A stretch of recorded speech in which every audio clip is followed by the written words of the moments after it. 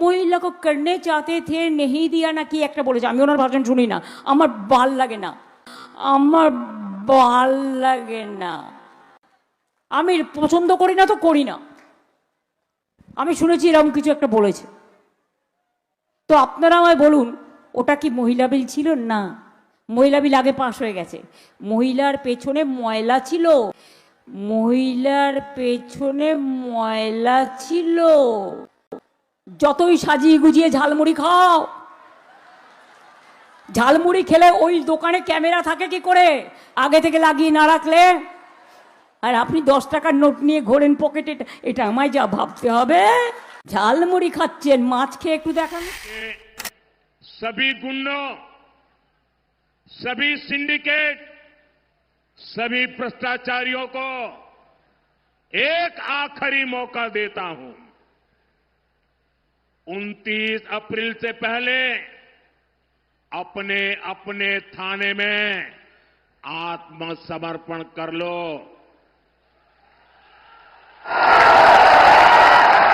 जहां पर 23 तारीख के पहले कर लो, क्योंकि 4 मई के बाद कोई भी बच नहीं पाएगा। यहां विष्णुपुर का माफिया बालू, पत्थर, कोयले के अवैध खनन से जुड़ा टीएमसी का सिंडिकेट, कान खोलकर सुन लो, कान खोलकर सुन लो, ये सब চলবে না। এই দুটো ভিডিওতে ঠিক কি প্রমাণ হয়? দুজনেই এই রাষ্ট্রের সংবিধানের শপথ নিয়ে দুটি পদ অলঙ্কৃত করছেন। একজন বিদায়ী মুখ্যমন্ত্রী আর একজন দেশের প্রধানমন্ত্রী। একজন তার বিভিন্ন রকম প্রশাসন এবং পুলিশ বাহিনীকে বলছেন যে মানে পরোক্ষে বলছেন যে আইন মেনো না, মানে কমিশন হোক বা প্রশাসন মানে দেশের যে সাংবিধানিক যে সংবিধানের যে আইন সেগুলো মেনো না, বরং মানলে সেগুলো মেনে চললে বেআইনি কাজ যারা করছে তাদের যদি তারা ধরপাকড় করে বা আইন মেনে আইনানুগ ব্যবস্থাগুলো নেয়, তিনি তাদের লিস্ট তৈরি করে রেখে দিচ্ছেন যে তিনি যদি ক্ষমতায় ফিরতে পারেন তাদের খুঁজে খুঁজে খুঁজে খুঁজে ব্যবস্থা নেবেন। আর একজন দেশের প্রধানমন্ত্রী তিনি বলছেন যে দেশের আইনটা মানো, শেষ সুযোগ দিচ্ছি, দেশের আইনটা মানো, মেনে যারা বেআইনি কাজ করেছো তারা দেশের সংবিধান প্রণীত যে ব্যবস্থা সেই থানায় গিয়ে নিজেদের আত্মসমর্পণ করো। এখানেই হচ্ছে মূল তফাৎটা। আর এখান থেকেই শুরু হয়েছে দুটো জিনিস, সেটা হচ্ছে ধুস কিচ্ছু হবে না বনাম খুঁজে খুঁজে হিসাব হবে। নমস্কার, মানুষের ভাষায় আপনাদের সকলকে স্বাগত। আমি প্রবীর রায়চৌধুরী আপনাদের সাথে। সকালটা শুরু হয়েছিল ঠিক কিরকম ভাবে? সেই গতকালকের সেই অর্ডার, বহু আলোচিত গত বেশ কয়েকটা ইলেকশন জুড়ে, সেটা পঞ্চায়েত হোক, পৌরসভা হোক, বিধানসভা হোক আর লোকসভা তো রেকর্ড, সেই ডায়মন্ড হারবার বা অনেক চ্যানেল বলুন, অনেক সংবাদ মাধ্যম বলুন, অনেক বিরোধী রাজনৈতিক দল বলুন, তারা সেটাকে অনেকে বলেন যে ডায়মন্ড মডেল। আচ্ছা, সেটাও সরিয়ে দিন। শুরুটা হলো কিভাবে?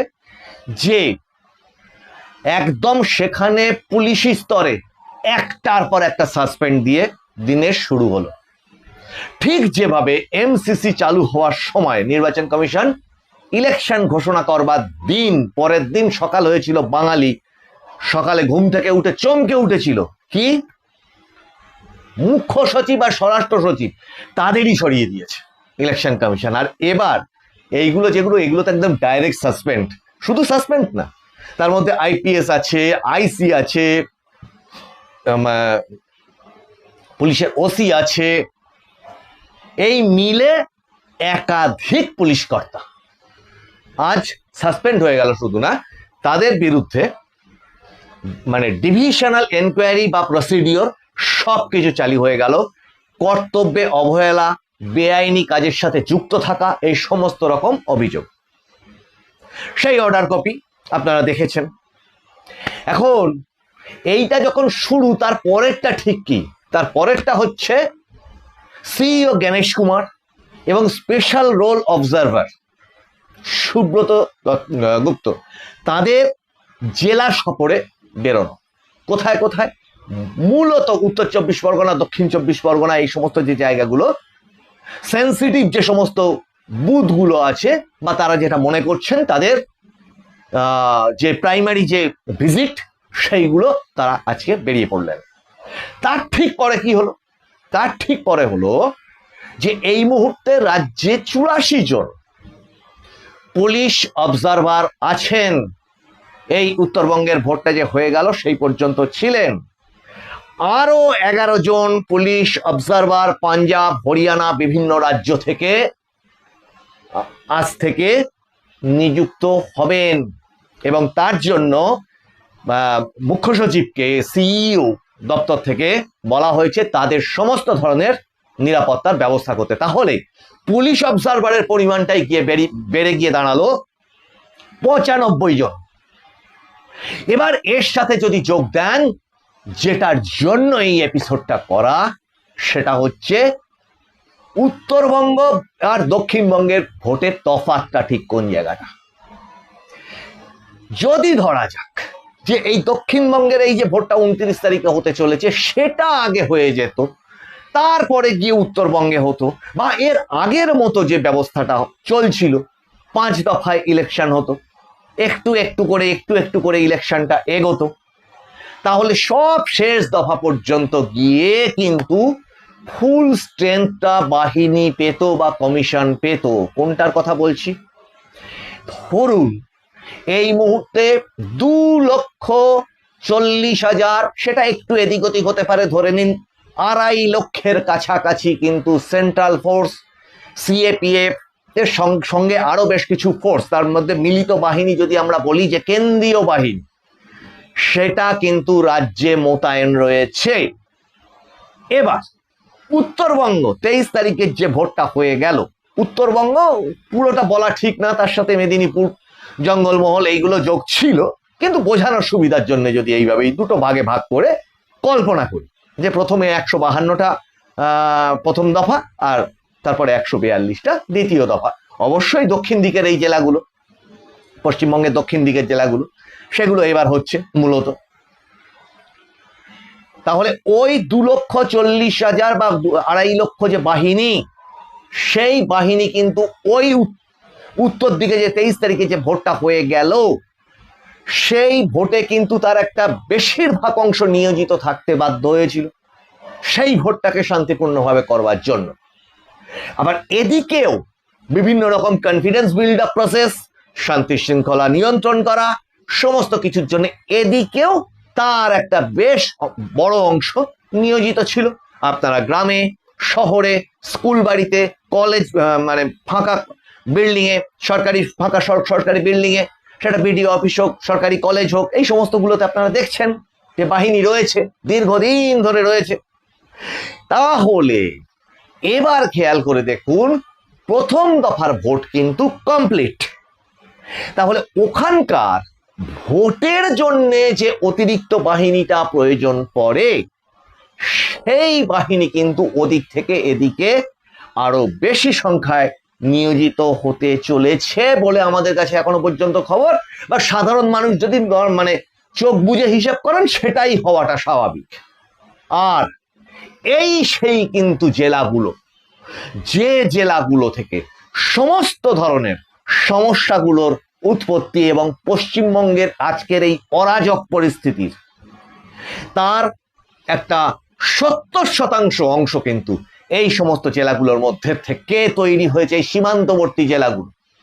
ও তার মধ্যে রাজধানী অংশ যদি বলা হয়, এই যত অপশাসনের রাজধানী বা যত অপকীর্তির সূত্রপাত, নার্সারি বলা যায়, সেখানে ওই যেমন আমরা মাছের ডিম পাড়ার জন্য হ্যাচারি করি বা কিছু করি, সেই জায়গা হচ্ছে এই উত্তর 24 পরগনা আর দক্ষিণ 24 পরগনা, নদিয়া সংলগ্ন সমস্ত সীমান্তবর্তী অংশগুলো, যেগুলো আমরা আগের এপিসোডগুলোতে অনেকবার আপনাদেরকে দেখিয়েছি।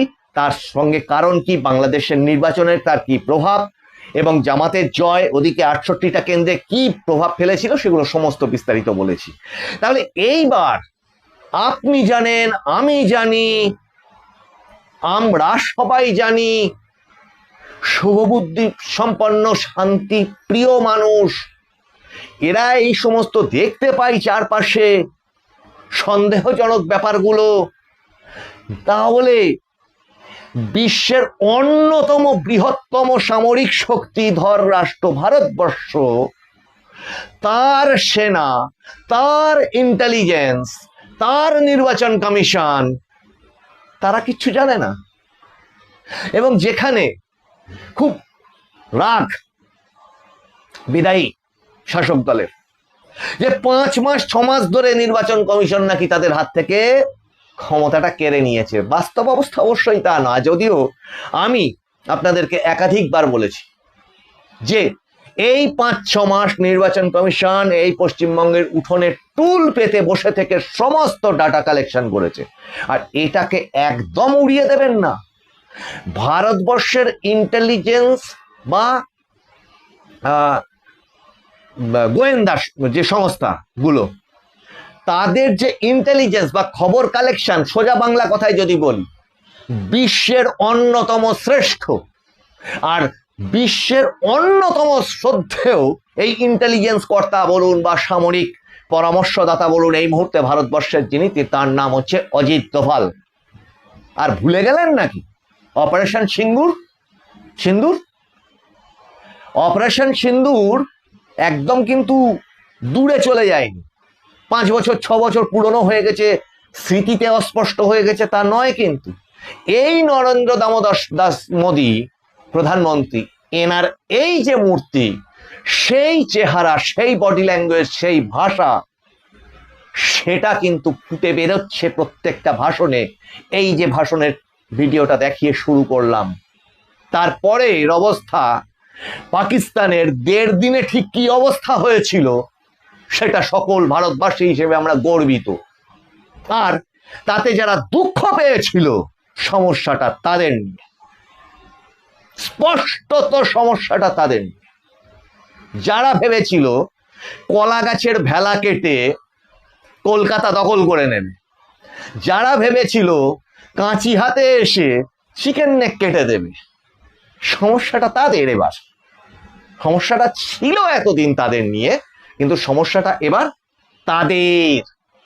তাই প্রধানমন্ত্রী বলেছে আত্মসমর্পণটা করে নাও। আপনাদের দেখিয়েছিলাম 2,500 তালিকা, 25,000 নন বেলেবেল ওয়ারেন্ট, তার তালিকা অপরাধের সঙ্গে যুক্ত, অথচ অ্যারেস্ট হয়নি, ওয়ারেন্ট বেরিয়ে আছে, সেই তালিকা অ্যারেস্ট করেনি। সেই সমস্ত তালিকা কিন্তু এবার রেডি। কার কাছে? ইলেকশন কমিশনের কাছে। তালিকা তৈরির কথা বলছে না কারা? তালিকা কিন্তু এবার এনাদের হাতে আছে।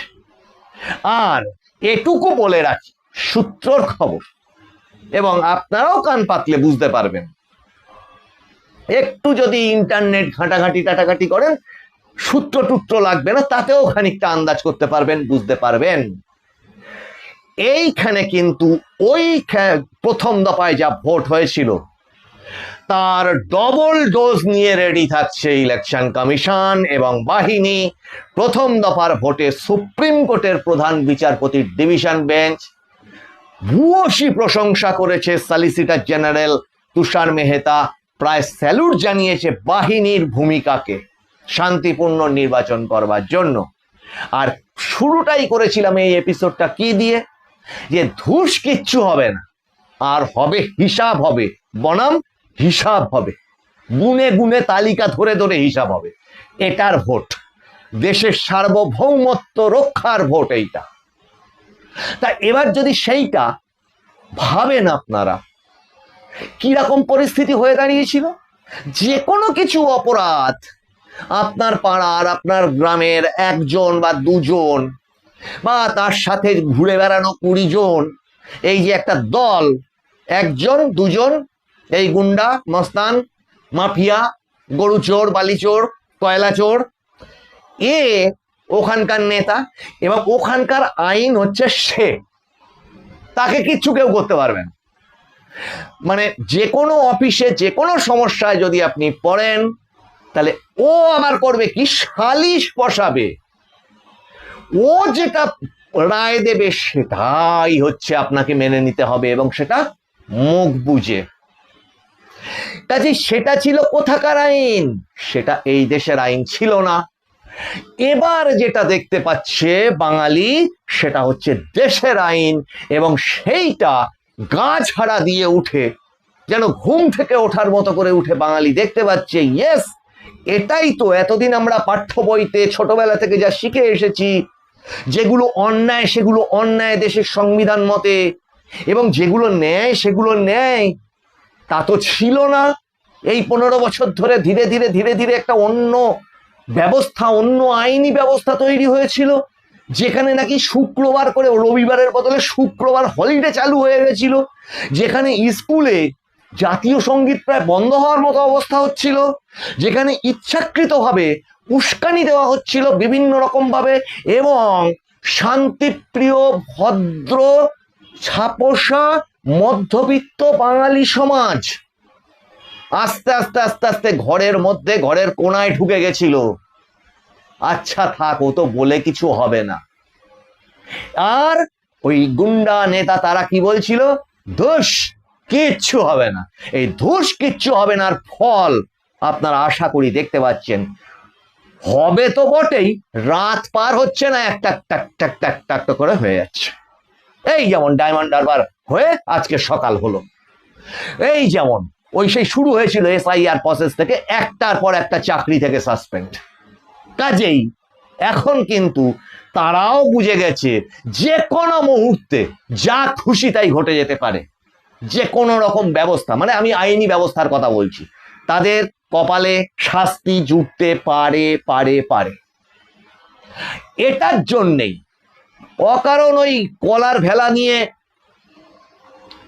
মানে ভারতের সঙ্গে টক্কর দিতে আসার কি দরকার আছে? মজা করে অনেকে বলে না যে ওই ফারাক্কার গেট খুলে দিলে জলে ভেসে যাবে, আর ওই পাকিস্তানের কি হাল হয়েছিল, তারপরের থেকে সব হাওয়া বেরিয়ে গেছে। কিন্তু সেই শক্তি কিন্তু এই জেলাগুলোতে বসে রয়েছে। এসআইআর হয়েছে ঠিক কথা, কিন্তু ওই ডিলিটেড বিদেশি অংশ এই গ্রামাঞ্চলগুলোতে কিন্তু বসে আছে। যেটা আমি বারবার বলি, এই বাঁশ বাগানে, এই মাঠে প্রান্তরে, জলের ঘেরির মধ্যে টং পাকিয়ে বসে আছে। আর কোথায় কোথায় কি কি আছে, কোন জায়গায় কি কি লুকানো আছে, সব তথ্য কিন্তু তোলা হয়ে গেছে। কাজেই ওই ভারতীয় সেনার সাথে ওই নিয়ে আশা করি তারা আর লড়বার সাহস দেখাবে না, অকারণ ঝামেলা পাকাবে না, যতই তাদের একটি নির্দিষ্ট রাজনৈতিক দল থেকে উস্কানি দেওয়া হোক না কেন। কাজেই এই জায়গাটা বলবার জন্য এই এপিসোডটা। সাধারণ মানুষ এবার কোণা থেকে, ঘরের কোণা থেকে রাস্তায় বেরোনোর সময়, আর এদের এবার ঘরের কোণায় না, ফাটকের কোণায়, জেলের কোণায় ঢোকার সময় একদম কনফার্ম সেটা। এবং সেটা যে কনফার্ম সেটা প্রথম দফার ভোটে আমরা দেখেছি। আর দ্বিতীয় দফার ভোট কিন্তু, এইটুকু বলে রাখছি, সূত্রের খবর ধরেই বলে রাখছি, দ্বিতীয় দফার ভোটে নজিরবিহীন, ভারতবর্ষের ইতিহাসে যা যা হয়নি এই রাজ্যে এবারের ভোটে হচ্ছে। তো এসআইআর প্রসেসের মধ্যে দিয়ে 90 লক্ষ নাম বাদ হয়ে ভোট, শান্তিপূর্ণ ভোট, মানে ইতিহাসে যা হয়নি। পুরো প্রচার থেকে শুরু করে ভোটে একজনও মানুষ মারা যায়নি। এই সমস্ত নজিরবিহীন ঐতিহাসিক ঘটনা ঘটেছে। তেমনি নজিরবিহীন নিরাপত্তা ব্যবস্থা নিয়ে কিন্তু ভারতবর্ষ, তার নির্বাচন কমিশন, তার বাহিনী তৈরি। আপনাদের এপিসোডগুলো কেমন লাগছে জানাবেন, একটু সাবস্ক্রাইব করবেন, আপনাদের মতামত হাত খুলে লিখুন, সঙ্গে একটু শেয়ার করুন, যাতে আপনার মতামতটা এই এপিসোডের সাথে আরো ছড়িয়ে পড়তে পারে, বহু মানুষ জানতে পারে। আপনাদের ইচ্ছা হলে লাইক করবেন, আপনারা নোটিফিকেশন অন রাখবেন। পরবর্তী খুব ইম্পর্টেন্ট এপিসোড নিয়ে কিন্তু আসছি। অনেক তথ্য নিয়ে আসছি। আপনারা নজর রাখুন মানুষের ভাষার পর্দায়। মানুষের ভাষা সবার মনের কথা বলে। নমস্কার।